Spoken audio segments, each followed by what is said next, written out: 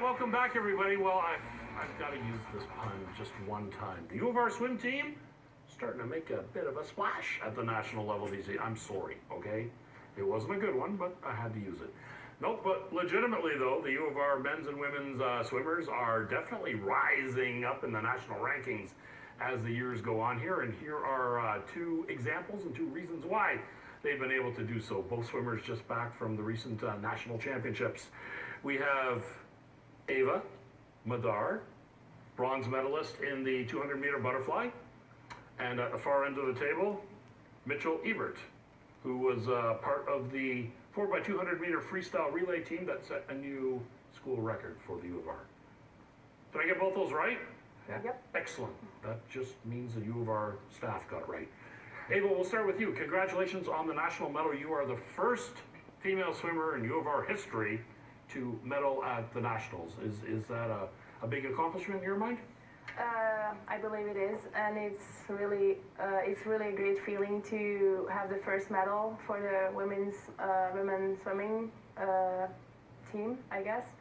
And then, yeah, it's been like last year I was really close to this, and I missed it twice, and it was a little bit hard on me, but I made it back, and then I got it, so it was pretty cool. Is butterfly your strong suit, or is that sort of a surprise because maybe freestyle or breaststroke or something is... Well, no, like butterfly is a little, like it's my little sweetheart for me, I would say. I love it. And then actually 200 is my favorite race because I think it's hard, but that's why I like it, because you need to actually swim smart.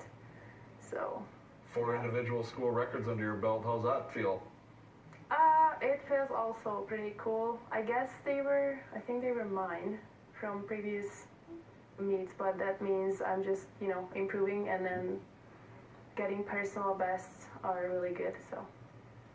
Yeah. Mitchell, talk about the experience at nationals. How did you swim, and how did the relay team? During the meet, I swam really good. I keep improving throughout the year, and it's great. During the relay, though, it was an intense moment. I anchored off the relay, so everything was on me at the end. You had to bring it home. I had to, yeah. So other than the 4x200, what other events do you compete in? My main event is the 1500 freestyle, which is what I qualified for the national meet at. So. It's quite a difference going from the 200 and the relay, where I'm guessing you're giving it all being the anchor, to the 1500, where it's sort of more of a timed swim. How do you sort of basically balance that from going all out to sort of having to take your time? Is it a bigger challenge maybe one would think? In some ways, yeah. Because in the 1500 you have to get more into a rhythm, which is a little hard to fall into it sometimes. But whereas the 200, you just go right from the beginning to the end. And Now you're both from somewhere other than here. We'll start with Eva, who had the longest distance to travel. Your hometown in Hungary, what's it called again? Székesfehérvár. Of course it is. Of course it is. How did you end up there to here?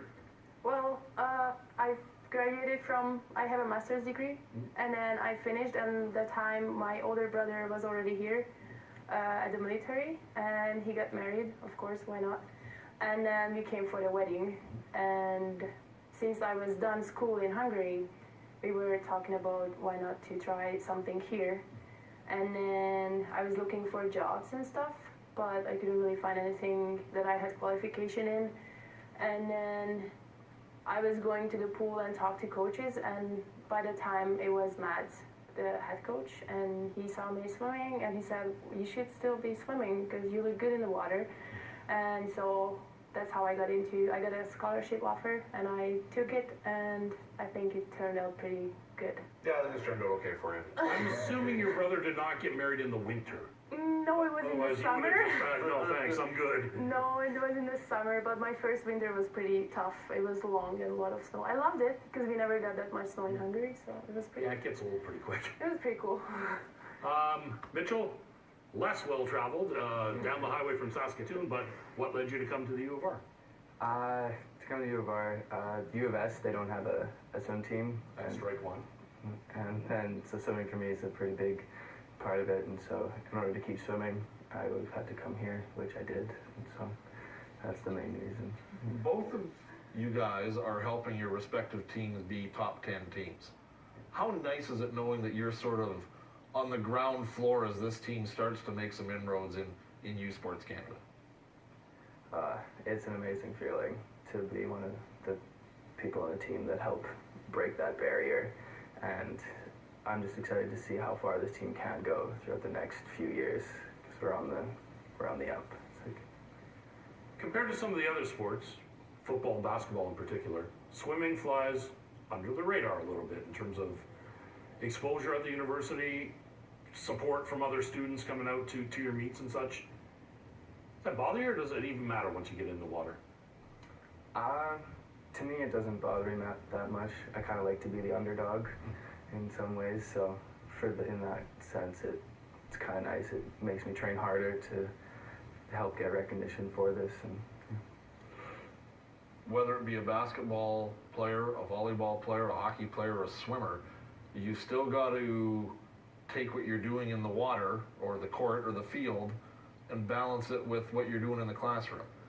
How tough is that for you guys? Because I'm guessing, the basketball players, we had David here earlier, I'm guessing he doesn't have early morning workouts, and I'm guessing maybe you guys do. How tough is it to balance everything?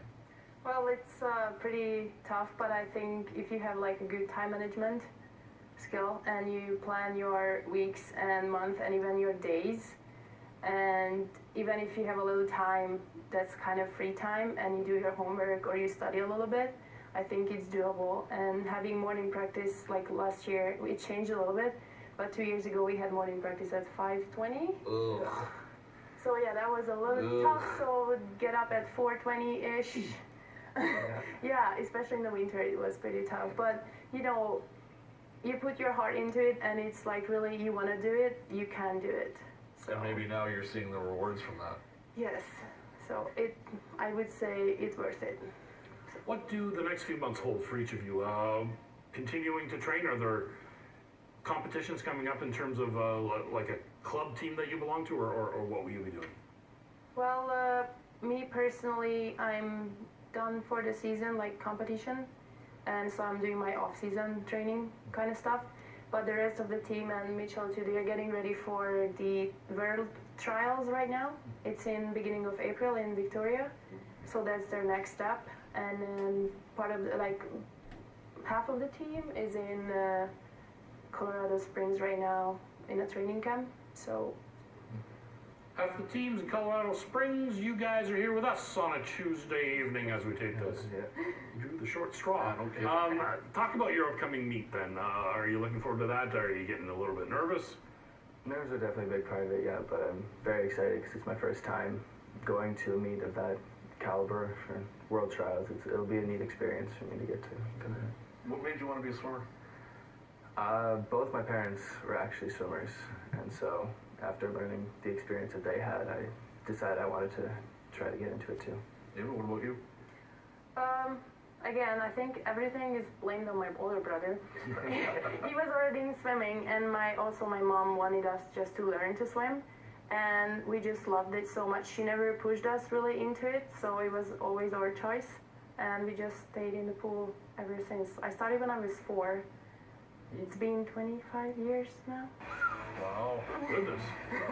Well, guys, congratulations on really a breakthrough season, and of course there's Noah doing his thing as well, and I give Noah his props, but thank you so much, and best of luck. Thank you. Thanks. Here you go, folks, stick around. We're going to stick around the University of Regina and talk to those aforementioned football guys.